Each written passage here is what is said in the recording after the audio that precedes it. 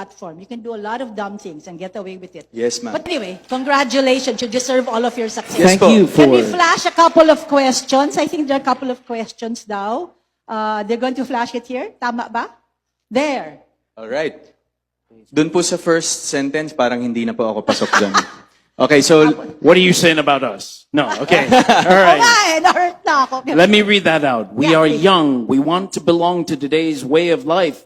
How do we avoid the pitfalls and continue to be in? And again, this has a lot to do with what you were saying. The moment you step out of your house, there's 1,000 voices going, yay or nay. Right? So how do you deal with that?